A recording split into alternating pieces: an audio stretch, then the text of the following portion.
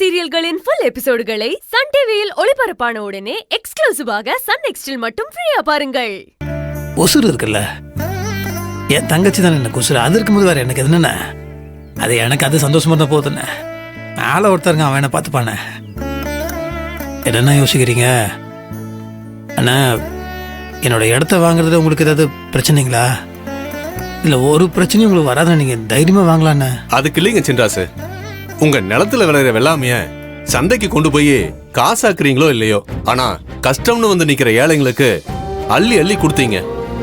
ஊர் ஜனங்க பசிய போக்குற தாய் மாதிரி இந்த நிலத்தை பாத்துக்கிட்டீங்கன்னு எனக்கு நல்லாவே தெரியும். அப்படிப்பட்ட இந்த நிலம் உங்ககிட்ட இருந்தாதான் நல்லாவும் இருக்கும், மரியாதையாவும் இருக்கும். அது மூலமா எவ்வளவோ குடும்பங்கள் பசியாரும்ல. சின்ராசு எப்ப போய் நின்னாலும் படியளப்பாருன்னு நம்பிட்டு இருக்கிற ஊர் ஜனம் உங்ககிட்ட இந்த காடுகரையெல்லாம் இல்லைன்னு தெரிஞ்சா ஏமாந்து போயிருவாங்களோன்னு தான் நான் யோசிக்கிறேன். வேற ஒண்ணும் இல்ல. பரவாயில்லண்ணே, என்கிட்ட எவ்வளவு இருக்கோ அதை வச்சு கண்டிப்பா என்ன தேடி வரவங்களுக்கு தான் பண்ணுவேண்ணே. நல்லது யார் பண்ணா என்னண்ணே, நீங்களும் நிறைய நல்லது பண்றவர் தானே. அதனால என் நிலத்தை உங்களுக்கு வைக்கணும்னு பாக்குறேண்ணே. நீங்க என் நிலத்தையும் நல்லா பார்த்துப்பீங்க, மற்றவங்களுக்கும் நல்லது பண்ணுவீங்க. நான் பண்ண நல்லதை நீங்க பண்ணாம இருப்பீங்களா? யார் பண்ண என்னென்ன, ஆனா என் நிலத்தை உங்ககிட்ட கொடுக்கறதுல எனக்கு ரொம்ப சந்தோஷம்.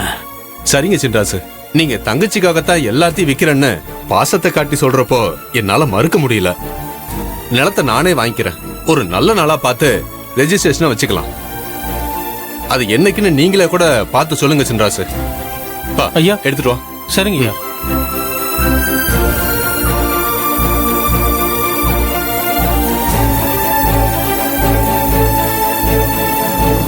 கொடு.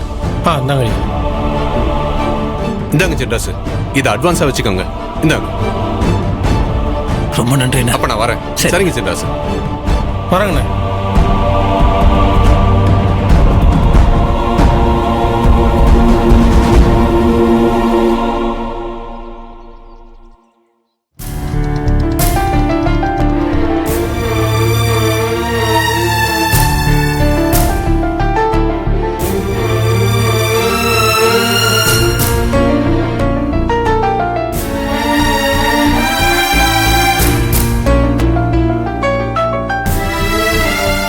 சார்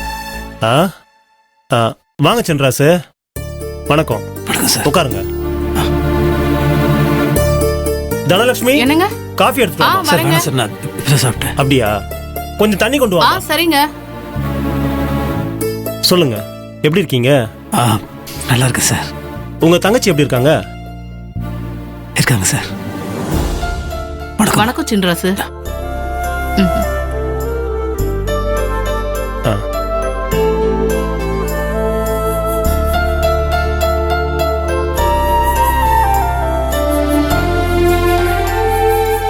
சொல்லுங்க சின்ராசு, என்ன விஷயம்?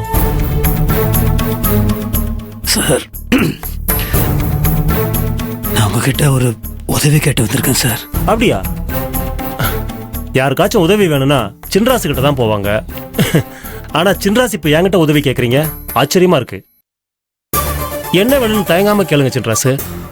என்னால முடிஞ்சா கண்டிப்பா செய்யறேன். எதுவா இருந்தாலும் தயங்காம கேளுங்க சின்ராசு. சார், நான் ஒரு விவசாயி சார். என்ன கஷ்டம் வந்தாலும் எவ்வளோ நஷ்டம் வந்தாலும் ஒரு விவசாயி தன்னோட நிலத்தை மட்டும் விற்க மாட்டான் சார். ஏன்னா அது அவனுக்கு அம்மா மாதிரி. அப்படிப்பட்டவன் அதை செய்கிறானா, அப்போ அவனுக்கு அதோட ஒரு முக்கியமான விஷயம் இருக்குன்னு தான் அர்த்தம்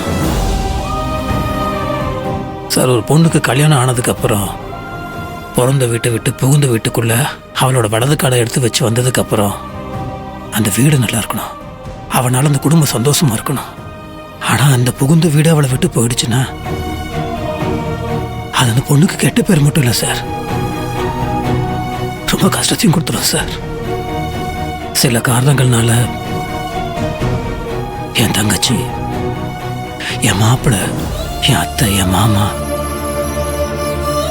எல்லாரும் இந்த வீடை இழந்துட்டாங்க சார். இந்த ஊரில் இருக்க மக்களுக்கெல்லாம் நல்லது நடக்கணும், அவங்களுக்கு ஒரு சொந்த வீடு கிடைக்கணுன்ற காரணத்துக்காக என் தங்கச்சி சில விஷயங்களை பண்ணிடுச்சு. ஆனால் அது தப்பாக போய் தன்னோட வீட்டையே கொடுத்து அவங்கள வாழ வைக்கணுன்றதுக்காக தியாகம் பண்ணுற நிலைமைக்கு வந்துருச்சு சார். என் அத்தை, என் மாமா, என் மாப்பிள்ளை அவங்களும் சந்தோஷமாக வாழ்ந்த வீடு சார் இது. கெட்டு போனவன் வாழலாம் சார், ஆனால் வாழ்ந்தவங்க கெட்டு போகக்கூடாது சார். அதுக்கு எங்களை என்னங்க செய்ய சொல்றீங்க? நீ இருமா சின்ராசு, நீங்க சொல்லுங்க. சார் இல்லை, அது என் தங்கச்சிக்கு சொத்தோ பணமோ அது கொடுக்கணும், அது எப்படி வேணால் கொடுத்துடலாம் சார். இன்னொரு வீடு கூட நான் வாங்கி கொடுத்துருவேன் சார். அப்படி நான் கொடுத்தா அது எனக்கு தங்கச்சிக்கு சந்தோஷம் கொடுக்குமான்னு தெரியல சார். என் தங்கச்சி சந்தோஷமா வாழ வந்த இதே வீட தான் சார் அதுக்கு கொடுக்கணும்.